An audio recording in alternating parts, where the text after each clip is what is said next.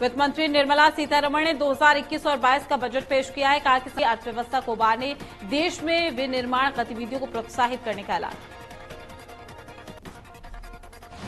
स्वास्थ्य के बजट में 137% की बढ़ोतरी। पीएम आत्मनिर्भर स्वास्थ्य भारत योजना का ऐलान। कोरोना वैक्सीन के लिए 35,000 करोड़।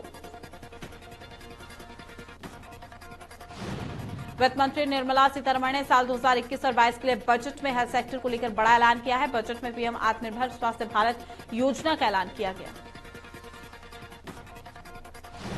उन्होंने बताया कि इस योजना के लिए 64,180 करोड़ रुपए का प्रावधान किया गया है, जिसे अगले 6 सालों में खर्च करने का प्लान है। इसके अलावा प्राथमिक स्वास्थ्य केंद्रों को मजबूत भी किया जाएगा। वित्त मंत्री ने बताया कि स्वास्थ्य क्षेत्र के बजट को 137% तक बढ़ाया गया है। साथ स्वास्थ्य का बजट 94,000 करोड़ से बढ़ाकर 2,846,00,000 करोड़ रुपए कर दिया गया। वित्त मंत्री ने बताया कि ग्रामीण इलाकों में स्वास्थ्य सेवा को बेहतर करने के लिए प्राइमरी से लेकर उच्च स्तर तक की स्वास्थ्य सेवाओं पर बजट में ऐलान फंड को खर्च किया जाएगा। वित्त मंत्री निर्मला सीतारमण ने इस पर आगे बढ़ाने का ऐलान किया, जिसके तहत शहरों में अमृत योजना को आगे बढ़ाया जाएगा। इसके लिए 2,87,000 करोड़ रुपए जारी किए गए। 2,87,000 करोड़ रुपए जारी कर दिए गए हैं। इसी के साथ वित्त मंत्री की ओर से मिशन पोषण 2.0 का ऐलान भी किया गया। पेट्रोल डीजल पर कृषि सेस लगाया गया है। पेट्रोल पर प्रति लीटर 2 रुपये 50 पैसे और डीजल पर प्रति लीटर 4 रुपये का कृषि सेस लगाया गया है। ग्राहकों पर बजट में देश के चुनावी राज्यों में विशेष कृपा दृष्टि नजर आई है। वित्त मंत्री निर्मला सीतारमण ने आम बजट में इस साल 3500 किलोमीटर नए राष्ट्रीय राजमार्ग बनाने जाने का लक्ष्य भी रखा है। वित्त मंत्री ने कहा कि 5 फिशिंग हार्बर को आर्थिक गतिविधि के हब के रूप में तैयार किया जाएगा। तमिलनाडु में फिश लैंडिंग सेंटर का विकास किया जाएगा।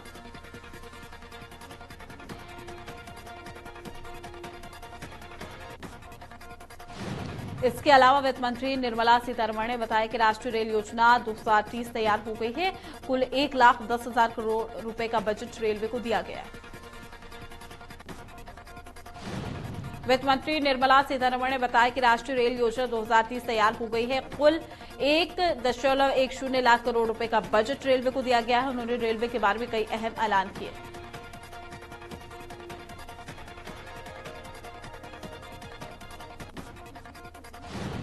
बजट 2020 और 21 को पेश करते हुए वित्त मंत्री ने कहा कि केंद्र सरकार मुंबई अहमदाबाद बुलेट ट्रेन परियोजना पर तेजी से काम कर रही है। 46,000 किलोमीटर रेलवे लाइन पर ट्रेनें। वित्त मंत्री ने कहा कि eastern western dedicated freight corridor की शुरुआत की गई है, जिससे इंडस्ट्री की लॉजिस्टिक कास्ट घटेगी और उन्होंने ये भी कहा कि इसके एसेट का मोनिटाइज भी इसको किया जाएगा। निर्मला सीतारमण ने कहा कि मोदी सरकार की ओर से आत्मनिर्भर भारत पैकेज कई योजनाओं को कोरोना काल में देश के सामने लाया गया है, ताकि अर्थव्यवस्था की रफ्तार को आगे बढ़ाया जा सके। वित्त मंत्री निर्मला सीतारमण ने ऐलान कर दिया कि देश में करीब 100 नए सैनिक स्कूल बनाए जाएंगे। लेह में केंद्रीय यूनिवर्सिटी बनाए जाने का भी ऐलान किया गया।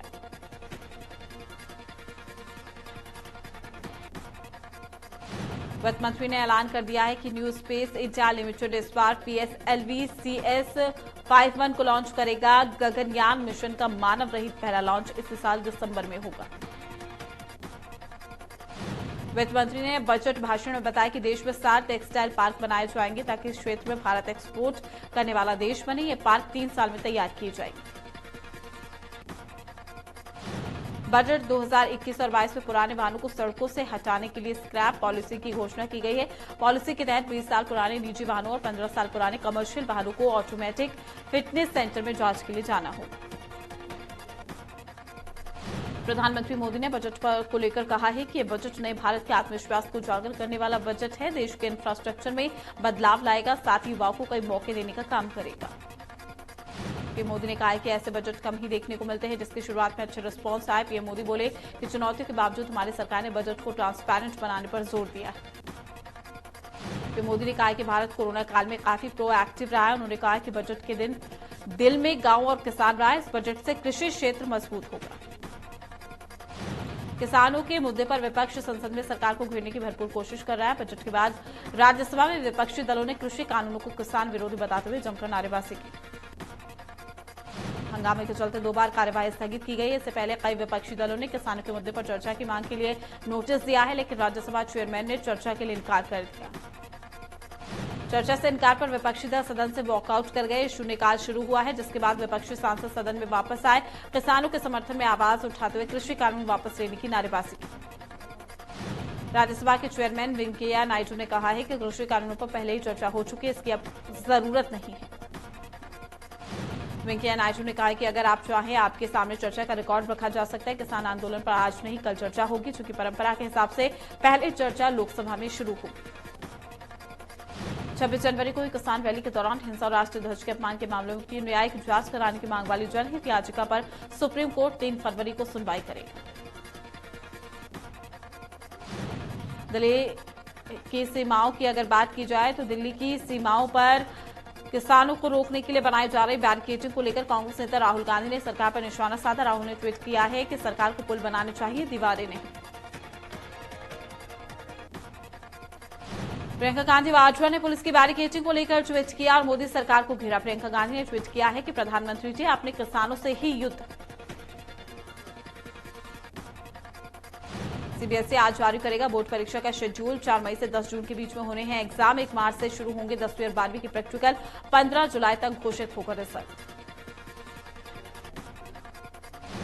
डिफेंस का सबसे बड़ा एयर शो एरो इंडिया 3 फरवरी से 5 फरवरी तक होगा। शो की तैयारियां जोरों पर चल रही है, वहीं रिहर्सल भी चल रही है। कोरोना काल में तमाम चुनौतियों के बावजूद ये सफल बनाने की पूरी कोशिश की जा रही है। डिफेंस का ये शो हर 2 साल में एक बार होता है। एयर शो में कुल 42 भारतीय एयरक्राफ्ट भाग लेंगे, जिसमें MI-17, V5, ALH, LCH, LUH, C-17, Embraer और AN-32 जैगुआर हॉक, CU-30 और SC राफेल और डॉनियर शामिल होंगे। शो में दिन में 2 बार एयर डिस्प्ले होगा, सुबह 9 से 12 तक और दोपहर 2 से 5 बजे तक। कोरोना के चलते 2 साल में एक बार होने वाले एरो इंडिया शो को इस बार 5 दिनों से घटाकर 3 दिन कर दिया गया है।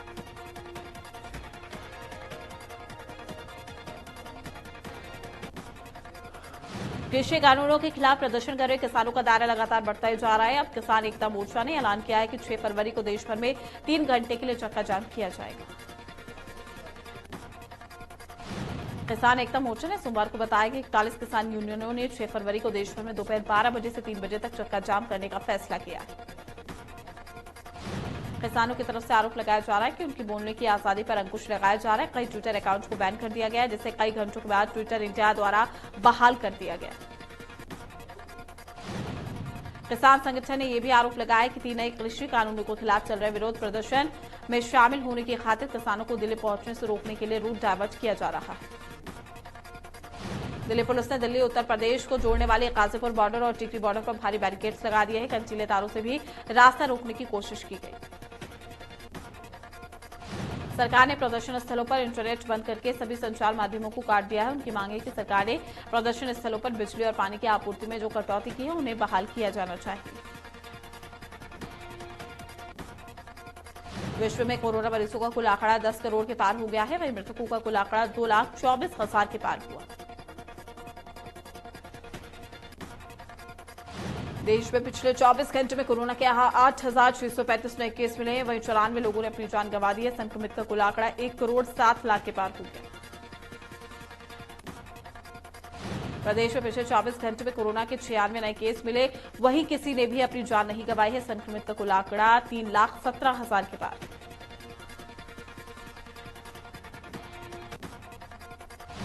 दिल्ली समेत उत्तर भारत के कई राज्यों में तापमान के बढ़ने से लोगों को कड़ाके की ठंड से कुछ राहत मिली है, लेकिन मौसम विभाग ने आगे आने वाले दिनों में बारिश की संभावना जाहिर की। मौसम विभाग के मुताबिक उत्तर प्रदेश और मध्य प्रदेश में अगले 24 से 48 घंटे में बारिश के साथ ओले गिर सकते हैं।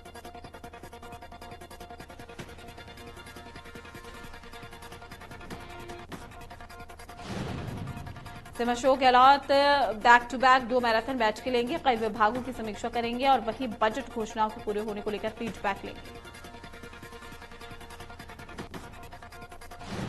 जयपुर में स्टेट ओपन स्कूल की 10वीं कक्षा का परिणाम जारी होगा। शिक्षा मंत्री गोविंद सिंह डोटासरा परिणाम को जारी करेंगे। इस बार परीक्षा में करीब 52,000 विद्यार्थी शामिल हुए।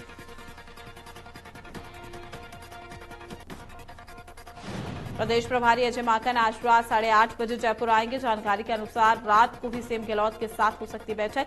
माकन 2 दिन के दौरे पर आ रहे हैं।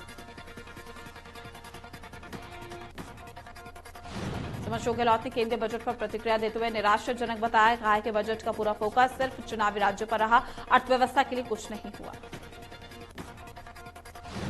अशोक गहलोत ने कहा कि राजस्थान की जनता बजट से निराश हुई है। केंद्रीय बजट में पूर्वी राजस्थान नहर परियोजना को राष्ट्रीय परियोजना का दर्जा नहीं मिला।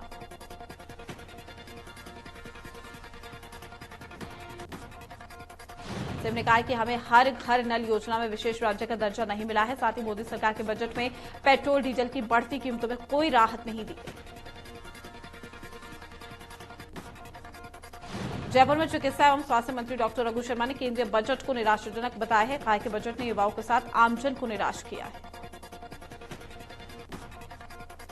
रघु शर्मा ने कहा कि बजट में हेल्थ सेक्टर बताने के बावजूद भी हेल्थ के आधारभूत ढांचे को मजबूत करने की दिशा में कोई काम नहीं हुआ है। पेट्रोल डीजल और रसोई गैस की कीमतें बेतहाशा बढ़ रही हैं।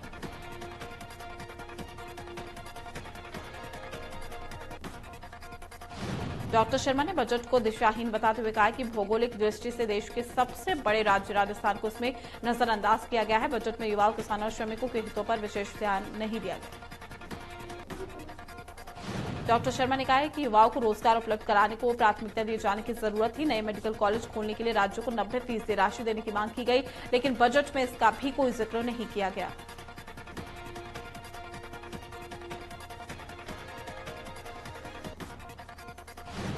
केंद्रीय बजट पर पीसीसी चीफ गोविंद सिंह डोटासरा ने बयान दिया है। कहा है कि वो लोग अपनी आत्मा बेच चुके हैं जो भला चुनने से क्यों चुकेंगे, ऐसे लोग धन्य हैं।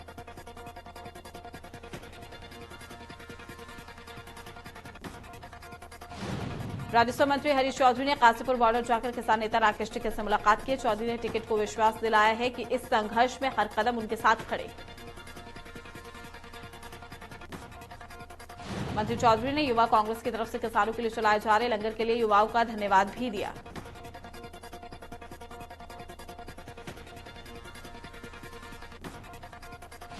क्रिकेटर युजवेंद्र चहल और उनकी पत्नी धनश्री सुजानगढ़ आए और सिद्धपीठ सालासर बालाजी मंदिर में पूजा अर्चना की और देश में सुख शांति की कामनाएं। जालौर के बगौड़ा में एसडीएम और विकास अधिकारी ने विभिन्न स्थानों पर हो रहे शौचालय निर्माण कार्य का जायजा लिया। सही तरीके से हो रहे काम पर संतोष भी व्यक्त किया। जयपुर में चोरी की घटनाएं लगातार बढ़ती जा रही है। राजधानी में युवकों ने मोबाइल चोर को पकड़कर पुलिस के हवाले कर दिया है। डीसीपी ईस्ट ने युवकों को प्रोत्साहित करते हुए प्रशासनिक पत्र भी सौंपा है। नागौर के नावा के श्यामगढ़ गांव में ज्वेलर्स के घर में लाखों रुपए के जेवरात और नकदी चोरी हो गई है। जानकारी के अनुसार वार्ड 3 में एक ज्वेलर्स के घर से करीब 400 ग्राम सोना और 8 से 10 लाख रुपए नकदी चोरी की। रतनगढ़ में अपराध नियंत्रण के लिए एसपी ने डीएसटी टीम का गठन किया है। बड़ी कार्रवाई करते हुए 1 करोड़ की ज्वेलरी और नकदी बरामद की। कार में तलाशी के दौरान बॉक्स में 10,47,000 रुपए नकद और 1 किलो 836 ग्राम सोना बरामद किया गया। आरोपियों के पास किसी भी प्रकार के दस्तावेज नहीं मिले हैं। पुलिस ने 3 को गिरफ्तार किया।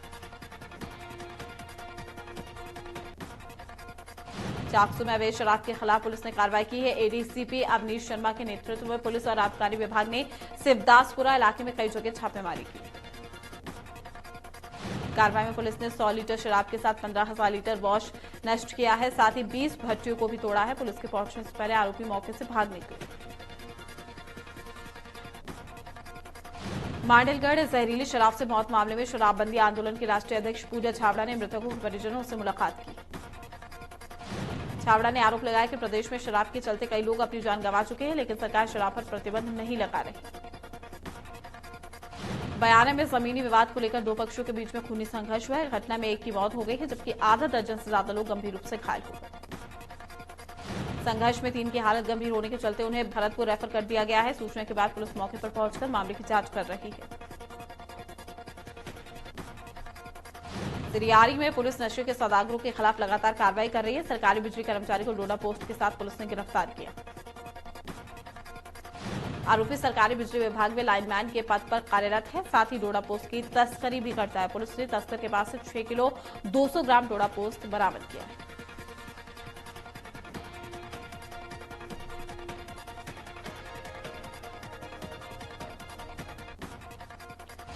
ग्रामीणों ने इसकी शिकायत प्रशासन से करने के बाद भी कोई कार्रवाई नहीं की जा रही है, ऐसा आरोप लगाया। ग्रामीणों ने खनिज विभाग और माफिया की मिलीभगत का भी आरोप लगाया।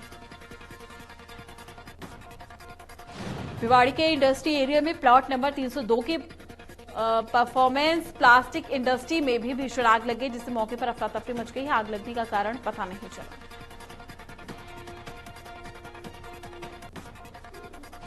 बांसुर के हरसौरा पुलिस ने दीन और मोहम्मद के हत्याकांड का खुलासा करते हुए 3 आरोपियों को गिरफ्तार किया। थानाधिकारी ने बताया कि रविवार को हरसौरा इलाके में एक व्यक्ति का शव मिलने की सूचना मिली थी, जिस पर मृतक के पुत्र ने अपने पिता की हत्या करने का मुकदमा भी दर्ज कराया था। पुलिस ने बताया है कि मृतक खेतों में रखवाली का कार्य करता था। मृतक का लक्ष्मी नाम की विधवा महिला के साथ प्रेम संबंध था और उससे मिलने उसके घर भी जाता था।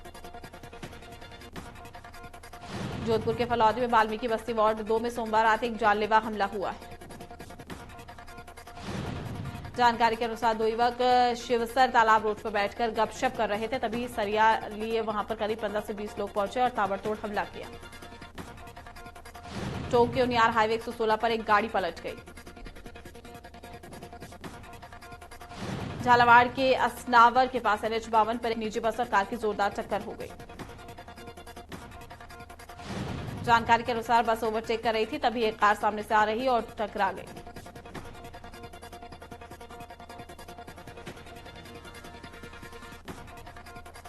बाड़मेर के समदड़ी में सुरपुरा गांव के पास से बाइक स्लिप हो गई और बाइक सवार 2 लोग घायल हो गए। नागौर के मुंडवा के शंखवास कस्बे में 2 दुकानों में आग लग गई है। आगजनी में लाखों का सामान जलकर खाक हो गया। जानकारी के अनुसार रायका बाग चौराहे पर जूते चप्पल और किराना की दुकानों में शॉर्ट सर्किट की वजह से आग लगी। भिवाड़ी के इंडस्ट्री एरिया में प्लॉट नंबर 302 की परफॉर्मेंस प्लास्टिक इंडस्ट्री में भीषण आग लग गई।